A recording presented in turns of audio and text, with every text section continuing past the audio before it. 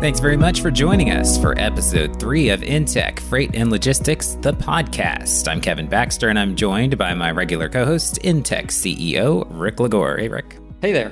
Since we're in March and in Indiana, a state that loves its hoops, our guest follows a basketball theme with some logistics mixed in, and he brings with him a voice Hoosier fans of all ages will likely recognize if they've ever made the trek to Assembly Hall. Chuck Crabb was the public address announcer for 45 years and also had an integral day job in the athletic department throughout his tenure at Indiana University, which ended with his retirement early last year. Chuck joins us from his Florida home to relay a particularly unique story about a Final Four logistical challenge from early in his tenure, as well as some more logistics of a recent NCAA tournament, and a few other topics along the way. Chuck, thanks very much for joining us. Oh, my pleasure, Kevin. Looking forward to visiting with you. It's kind of the 1-year anniversary of my retirement. So, the day job was pretty good. I was the Associate Athletic Director of Facilities. Yeah, and that's what we'll be asking you a few things about today. But first of all, how has retirement been treating you about a year into it now?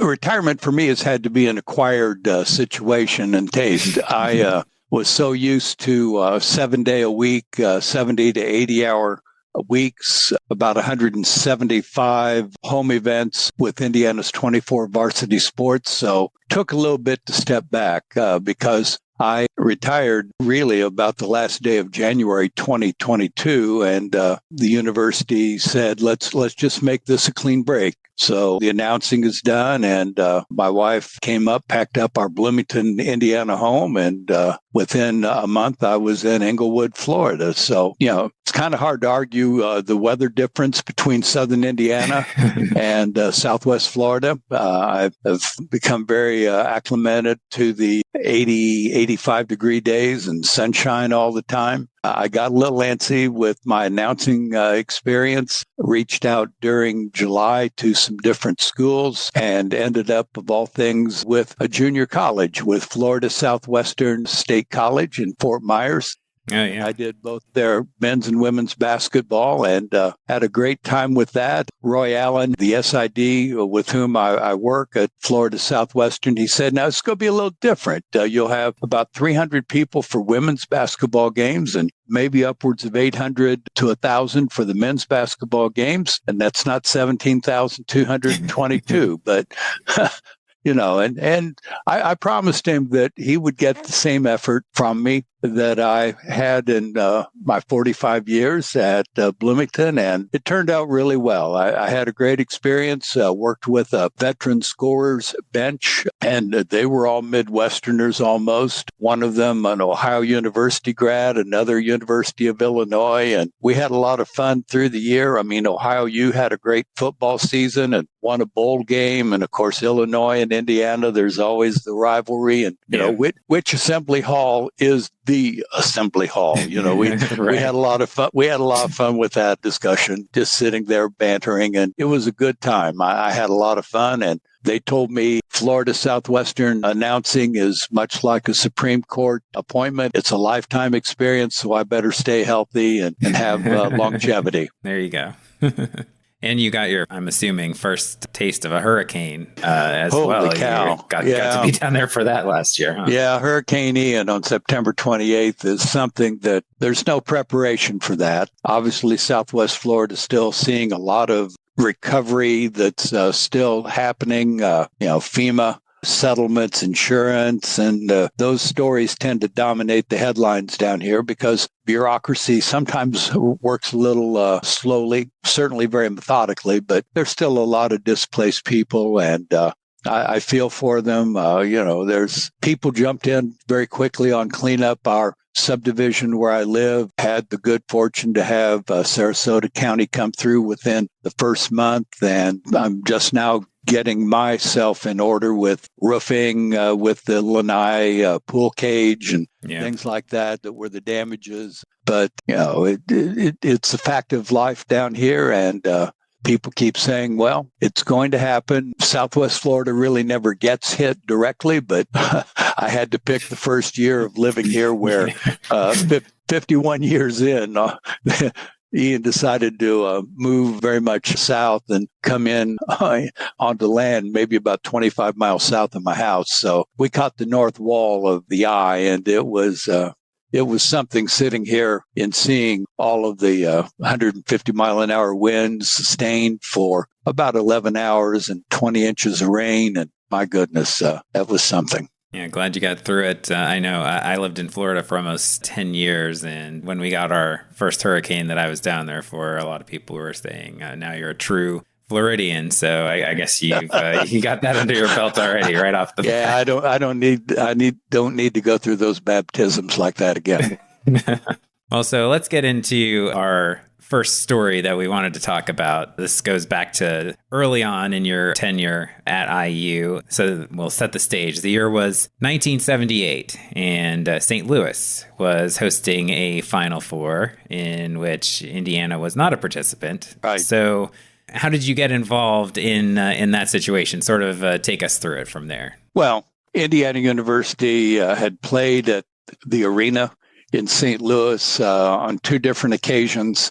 1973 in the NCAA Final Four, where we played UCLA and Bill Walton, and then defeated Providence in the consolation game that was played at that time. And then Indiana basketball returned to the arena in November of 1975, a preseason game, made for TV back in those days, the old Hughes television network and everything. And so we played the Bruins that first year after John Wooden, and the start of our NCAA championship year, the undefeated 76 team. The one thing that Coach Knight talked about, he was on an advisory committee for that 78 championship. He and several other college coaches who had the experience of playing in the arena talked about the age of the court and the lack of quality, dead spots that were on that hardwood. At the time, 1978, that would have been about 2 or 3 years after the NBA-ABA merger, thereabouts. And St. Louis did have an ABA franchise that took the place of the Hawks. St. Louis Hawks moved down to Atlanta in the NBA. So it was an old court. And Coach Knight, being the very kind person, he said he volunteered Indiana University's Robbins portable court in the Assembly Hall, which at that time would have been the second year of use of that particular, I think they call it a classic court is now their marketing phrase for it. But we had bought it after the 76 championship and replaced the hardwood in the Assembly Hall. The court that was used when Assembly Hall opened in 71 had actually been used for 11 years in the adjoining building, the IU Fieldhouse, where we played before Assembly Hall opened. And so then came negotiations. Certainly, we wanted the protection of the court and the insurance and all of the liability concerns. What would happen in that about 180-mile one-way trip if there were a snowstorm, if there were rain, and all the protections that needed to be done? I want to say that a local trucking company in Bloomington, it could have been Moon Freight, it could have been Ralph Rogers Company. Those were two large trucking concerns at the time. They provided the flatbeds, and the portable court was taken apart and moved to St. Louis. And people still probably remember seeing coverage of the game. Ironically, the championship being won by the University of Kentucky under Joe B. Hall. So we always have that wonderful thing over our friends to the south side of the Ohio River of that 78 championship that they won on the Indiana court. Because if you see pictures, if you see television coverage, branding was not that great in those days with the NCAA. They did use I guess we'd call it nude, kind of a beige paint, and blocked out the Indiana spellings that are at the end of the two courts, but they still left the state of Indiana in the center. Yeah. And so that's very prominent in any pictures and brings a smile to a lot of Hoosiers' faces.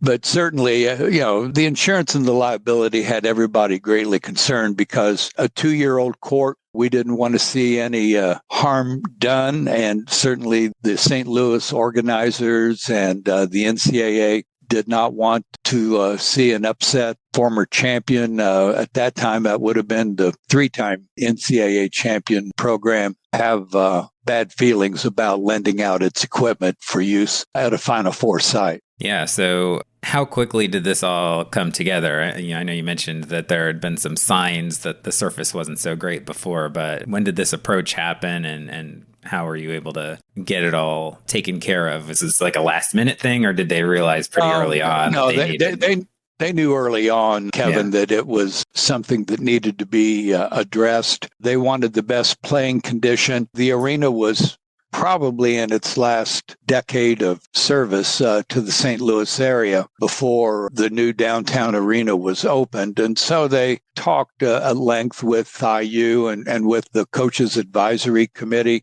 from the NABC that involved Coach Knight, and it came together pretty quickly, really. It was not a prolonged debate. I mean, we in Bloomington saw it as a great compliment that they wanted to reach out to us and use that court. And as I say, it was only 2 years old. So there was still a lot of life in it because that court ended up being used into the 1995 season. It lasted a pretty long time, and I guess that means it came through the move okay. Did you ever have any other situations with that floor doing anything besides its original intended purpose, or was it staying where it was after that? It stayed in Bloomington, let's put it that way. It was something where Assembly Hall was used for a lot of different events. That building, when constructed in 1971, was a major concert site. There was no Market Square Arena in Indianapolis. Certainly Freedom Hall was a primary site in Louisville, about 90 miles south of Bloomington. And so we saw a lot of different concerts in Assembly Hall from 1971 through about 76, thereabouts, before Market Square Arena opened in downtown Indianapolis. So the court had a lot of up and down movements. It was a portable court, the approximate 4-foot by 8-foot sections of court, and the university carpenters were very proficient with taking it apart and making sure it went back together. And we had a pretty interested leader, manager, if you will, in Bob Knight. Nothing was going to happen to his court, I guarantee you. and so with that, finally it reached the point after about the 81 championship, we stopped taking it apart on a regular basis. There was a question about the integrity of the court and the level, the playability. I mean, dead spots certainly started showing up. In 87, we made a change in the Assembly Hall court, going back to Robbins to Cincinnati flooring and actually splitting the court. The court ran north and south. So we split it in the middle on a north-south axis, right through the free throw lanes and the center circle, and put 6 more sections across to take the floor out to the wall. That was done basically because the court was centered on a permanent concrete floor. And, there was a trip hazard where the team benches were located that 4-inch thickness below the level of the playing court. So, somebody could stumble real easily when trying to, if they got up too quick out of a chair and tried to get on to the basketball court, maybe do a toe pitch. And fortunately, it never happened, but that put it all on one level. And we actually put a half-court practice area in the south end of the arena when we did that. So the usability of Assembly Hall really started being defined as basketball.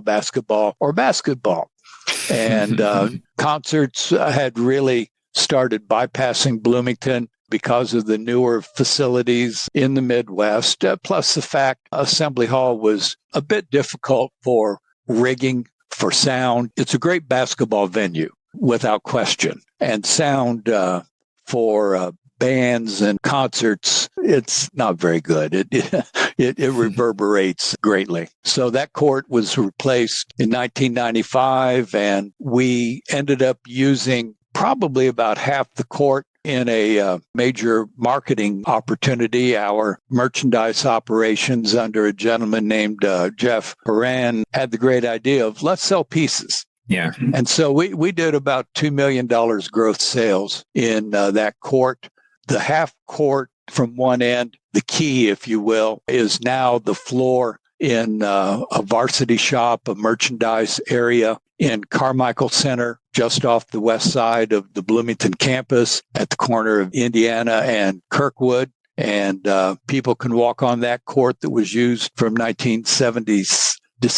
When would it have been? December of 76 through March of 95. And it still has all the court markings, and the operators of the store periodically come in and work with Cincinnati Flooring to rescreen it to make sure it has its luster. But, a lot of people, Kevin, when they see that, they just love the idea of seeing the blemishes on the court. So maybe that rescreening is not done as often. The actual center of the court, the state of Indiana, after 1995, a sporting goods group from northern Indiana actually made arrangements to borrow and put on display the center of the court. It was displayed in Fort Wayne and Wabash and Peru. I actually ended up finally at a sporting goods store that group had in the north side of Indianapolis, and had all the appropriate theater rope and everything around it. And the owner of that sporting goods group, he's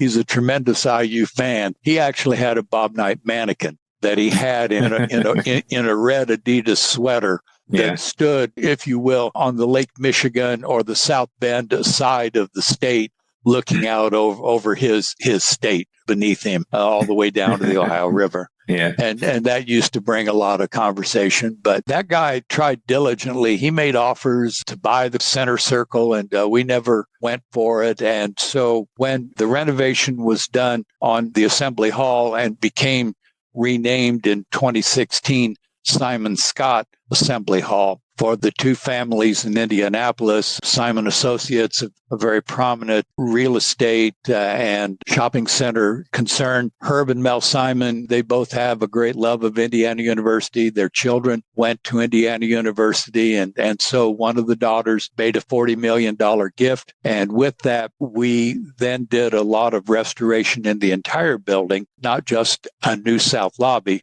but all new seating. Sound was upgraded, a brand new video board. And we went into the north lobby of Assembly Hall and actually took the center circle in the state of Indiana, and the university physical plant made a great project out of it where they mounted it on the wall, and the lighting that we had there was re-aimed. And so it's a prime photo opportunity in Simon Scott now Assembly Hall for people to stop and have their photos taken. Certainly the recruits, when they come in, that's always a photo location where they wear Indiana uniforms and have their pictures taken. And the goals that were used in the basketball arena, the portable basketball goals, so identified with Coach Knight. The old telescopic goals used to be kind of a lattice work of metal that was an arch. And so Coach Knight had those in Assembly Hall from his first year, 1971-72, through the 2001 season, really 1 year after him, Mike Davis's first year.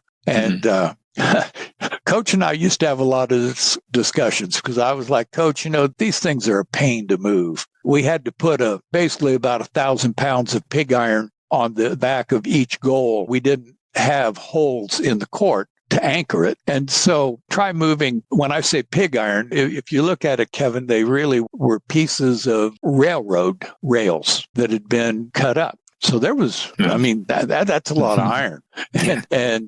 Well, Chuck, why do you want to do that? I mean, sure, it'd be simpler for the move, but these goals, these rims, they've won, well, depending upon the year, 3, 4, or 5 national championships. Now, how many national championships would the new telescopic goals have won that you would bring in? And of course, my answer was, well, Coach, they wouldn't have been used, so they wouldn't have won any. And he's like, well, do the math, Chuck. That's 5 versus 0. Which way do you think I'm going to want to go? And he answered his own question and tongue in cheek and kind of smiled at me. And he's like, good try, but not yet. So a little bit of superstition in there, huh? Yeah, there was. And so those goals ultimately, and unfortunately, they kept being moved from various areas after being retired in 2001. We reused them in 2005 when we actually got from the Hoosier Dome, the RCA Dome in Indianapolis. Mike Fox was very kind and gave us for our summer play the court that was used in the RCA Dome because they had no games scheduled and we needed a court for the men and women to work out. So that had that in the field house where the old freshman court used to be located in that building. And we got those goals out of storage. And again, the university physical plant came forward and put the pig iron back on them, and we used them, and then they kind of weathered, but we sold them ultimately to two different people in about 2019, maybe. And I can't really speak to where they are, but they found good homes. I can guarantee you that. So jumping ahead, Rick, also, in doing some research, we just had the pandemic-related tournament basically taking place in Indiana. So as another logistical thing. Yeah, and I was really interested in the logistics of the 2021 NCAA tournament where everything was managed around central Indiana. It was my understanding and reading through some stuff that you were involved in that, and I'd be really interested to hear more about that. Well, certainly. That was one that came about. Well, really, it was after Thanksgiving and Christmas, just about that period of time.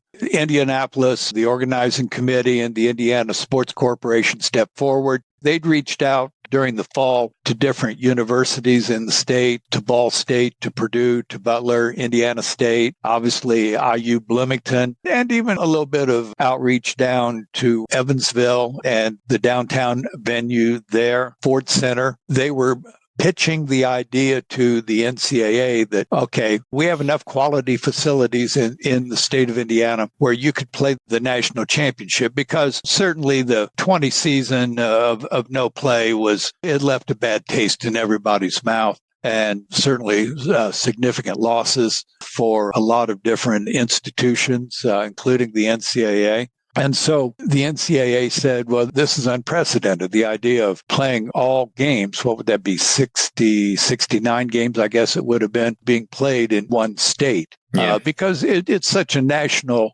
event, and understandably. But there were so many different state regulations, so many different guidelines from the feds that, keeping it in Indiana made a lot of sense. And so the event management group, Earlston Bean, Davis Bolsteins, and myself with facilities were kind of the core group that visited quite frequently with the NCAA and the local organizing committee. And ultimately it ended up being Mackey Arena at Purdue University, Butler University with Hinkle Fieldhouse, the Fairgrounds Coliseum on the north side of Indianapolis. 2 courts were put in Lucas Oil Stadium, and then the Assembly Hall, Simon Scott Assembly Hall in Bloomington as the final site. They kept everything local within about for Indianapolis, about a 60-mile was the farthest drive to West Lafayette or to Bloomington. Mm-hmm. And so we had games that were played in the Assembly Hall. The NCAA owns its own courts, and obviously marketing and branding has changed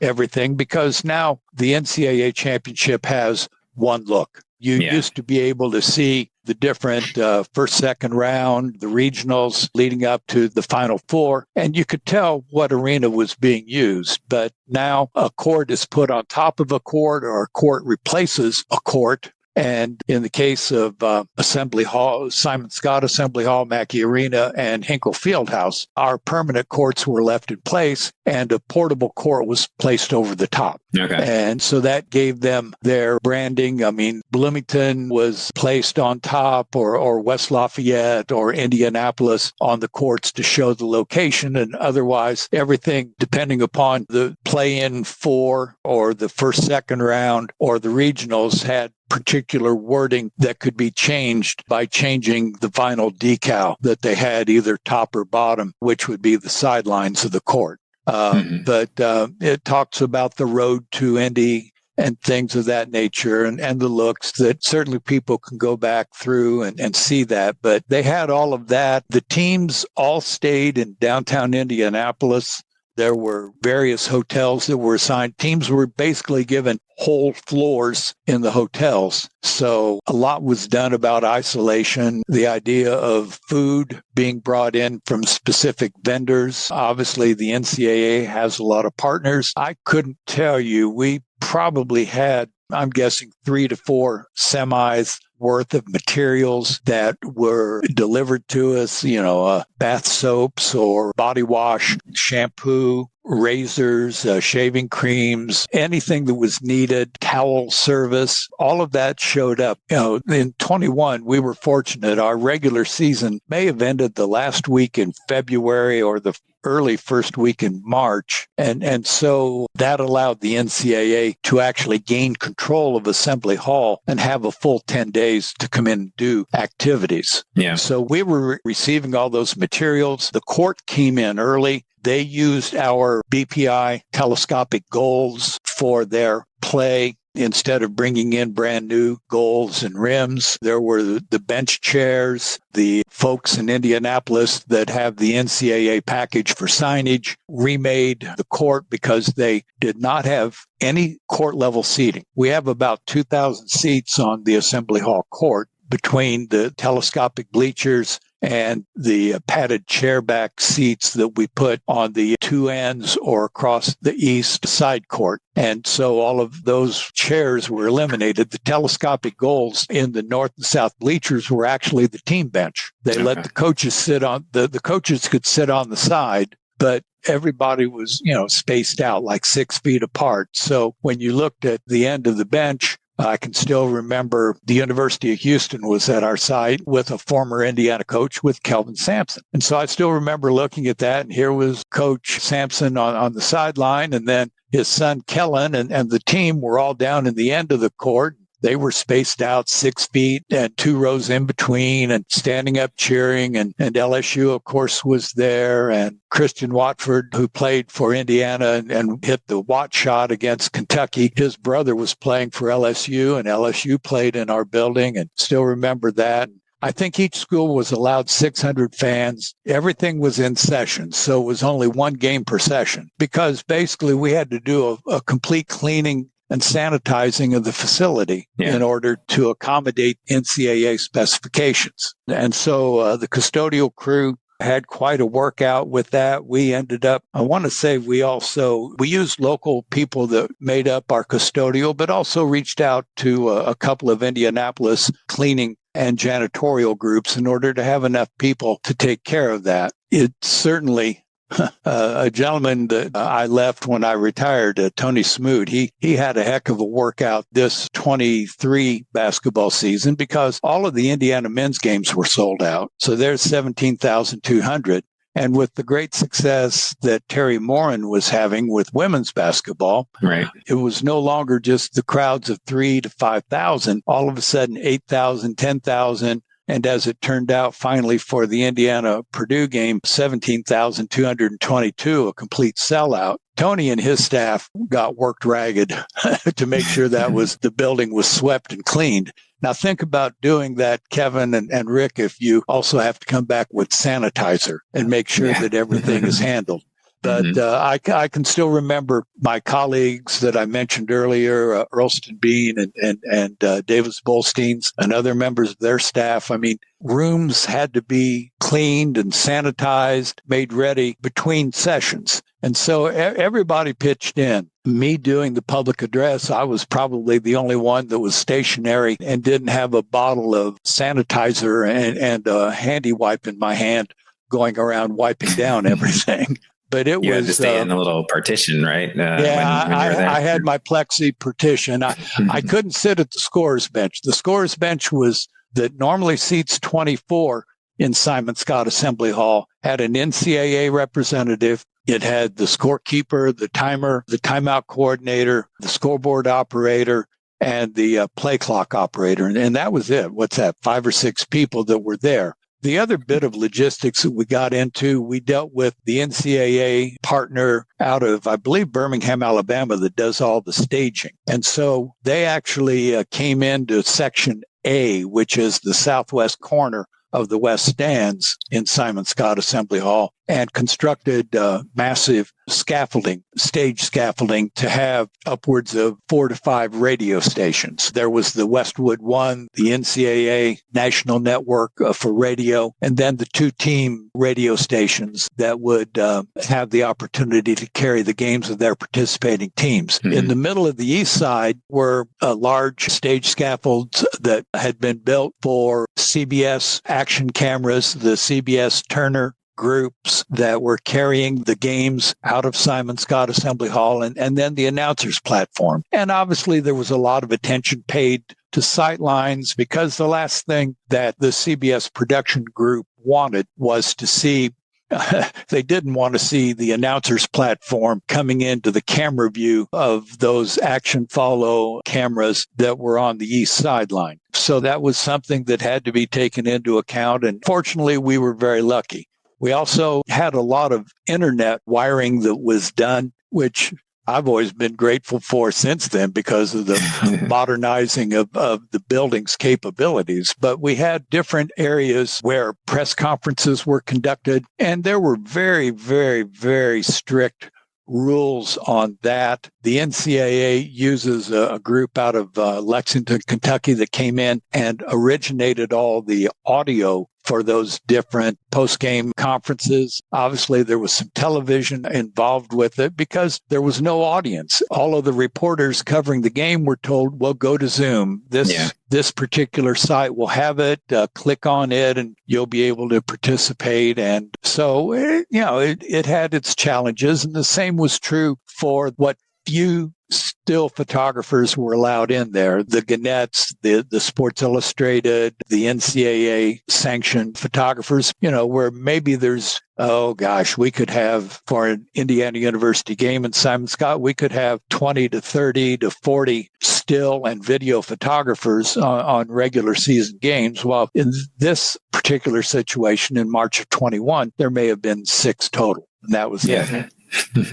Well, you've been super, super generous of your time, Chuck. I have just one other question to ask, and this is more about team.